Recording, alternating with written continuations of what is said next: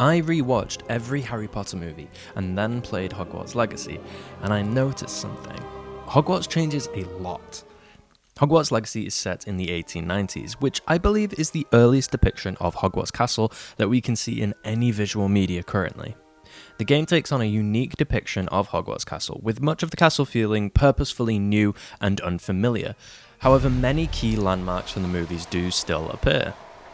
One of my personal favourite landmarks is the wooden bridge, which we see first in The Prisoner of Azkaban. When you cross the bridge, you'll be stood in the stone circle, and from here you'll be able to see Hagrid's hut. Except in Philosopher's Stone and Chamber of Secrets, where the bridge doesn't yet exist. And in The Half-Blood Prince, where it appears that Hagrid's hut would not be visible from the stone circle. And in Deathly Hallows Part 2, where the stone circle is completely gone when the Snatchers attack. Also, Neville then blows up my favourite landmark. Thanks, bud. Hogwarts Legacy takes place about 100 years before the Harry Potter films, so either the bridge should exist within those first two films, or it should not yet exist in Hogwarts Legacy. Now, consistency isn't much of a priority in these films or games, and these changes had to be made to accommodate the stories. However, it seems like this has led to Hogwarts Legacy technically also being inconsistent by proxy. A lot of this inconsistency can be waved away because Hogwarts is a magical school of witchcraft and wizardry, but when the building has changed from year to year, nobody seems to get confused or comment on it much in the movies. However, in the games, we tend to often hear the students struggling with the ever-changing nature of the school. We also see them adapt to it in some cases too, like a pillow left outside the Ravenclaw common room, for those that can't solve the riddle and get locked out for the night. The moving staircase is an iconic landmark, and one of the first things we see in Philosopher's Stone that really sells this magical environment, if it's not a little inconvenient.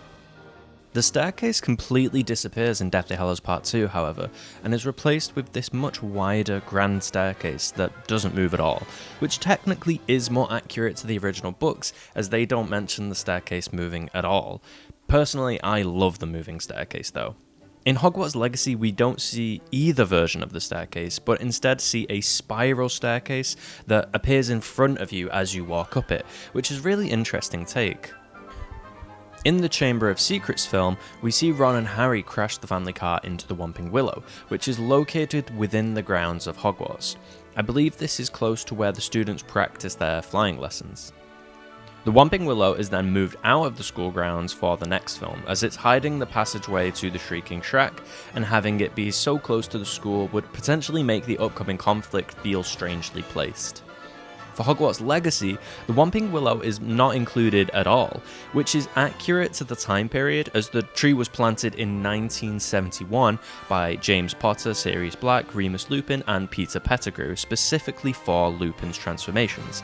It wouldn't have existed in the 1890s. The Hogsmeade train station is the main way students get to and from Hogwarts Castle, and it appears to be located in a part of a forest completely surrounded by tall pine trees in the Order of the Phoenix. Whereas in Philosopher's Stone, they used the real-life Goathland station, which is a more traditional-looking British train station, with none of these tall pines visible. We can see these lovely-looking benches with Hogsmeade plaques on them as well. The Goathland station is the more popular and beloved version, and also is the version they chose for the station in Hogwarts Legacy. Nearby we can see the area used to take the boats across the water for a special entrance for the first years.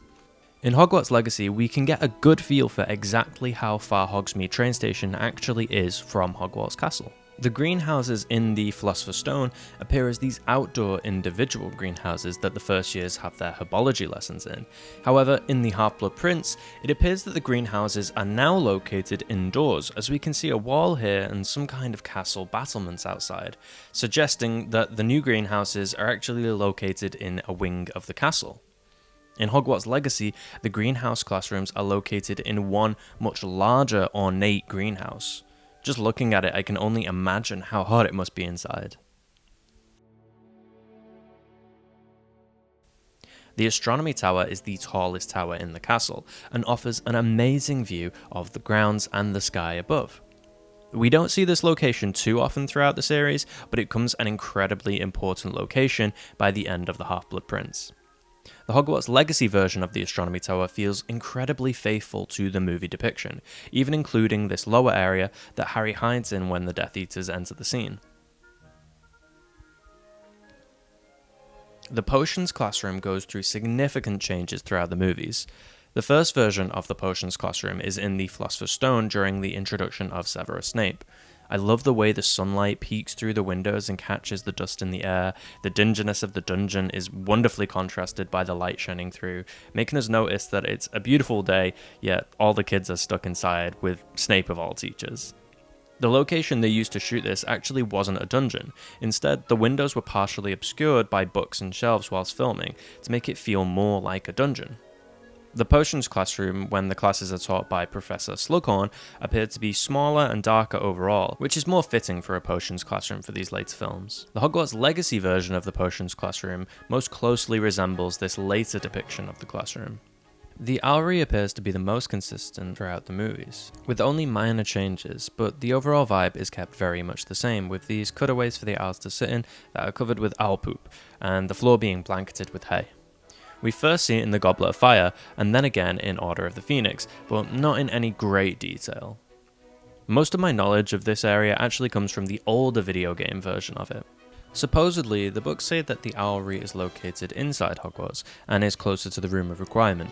However, the decision to place it outside feels like it makes more sense ultimately, due to how messy it is, and how possibly a gamekeeper like Hagrid might need easy access to it to look after the owls.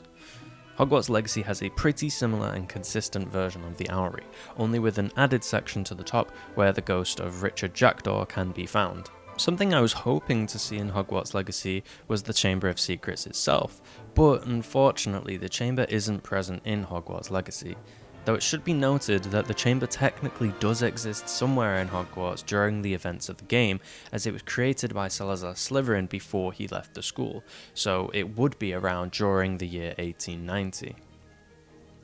The Room of Requirement is first shown in Order of the Phoenix, and presents itself as a medium-sized square classroom with mirrors adorning the walls and necessary equipment for training. We see it once more in the Deathly Hallows Part 2, when Harry returns back to Hogwarts, and it's seemingly being used by the students as a bit of a hideout or dorm area. Later in the same film, the Room of Requirement looks very different, instead showing itself as the Room of Hidden Things, which is one of the forms of the Room of Requirement. In Hogwarts Legacy, we're introduced to the cluttered version of the room, which then transforms into a more unique and practical version that acts as a customizable hub for the player to grow plants, create skills, and look after magical beasts. The library in Hogwarts is seen occasionally throughout the franchise, which is to be expected with the amount of studying the students should be doing. But we don't see many wide shots of the entire space. The library area appears visually more or less the same across the series. It's relatively simple, but cozy. We can see that these same lighting fixtures are present every time there's a scene in the library too. The library in Hogwarts Legacy is incredibly different. It looks much cleaner, more grand and ornate, and even has an upper area to it. The restricted section in the game is entirely fenced off and locked. It also appears to me much larger, stretching out under the main library itself. The very long viaduct which is added in Deathly Hallows Part 2 is only present in that movie and nowhere else, so there isn't much to be said there. It's not present in Hogwarts Legacy. The clock tower courtyard and side staircase is replicated very faithfully, and I've seen someone exactly replicate a scene from Prisoner of Azkaban in Hogwarts Legacy. There's a lot more I could delve into, as I still haven't talked about any of the house common rooms, Hogsmeade, the Quidditch pitch, the Great Hall, Dumbledore's office, the Defense Against the Dark Arts classroom, the Divination classroom, Hagrid's hut, the Forbidden Forest, or the main entrance, amongst many other things. But I kind of lose patience when my videos run too long, so I'm going to end it here for now, and if anybody wants, I may do a comparison of these locations in a future video.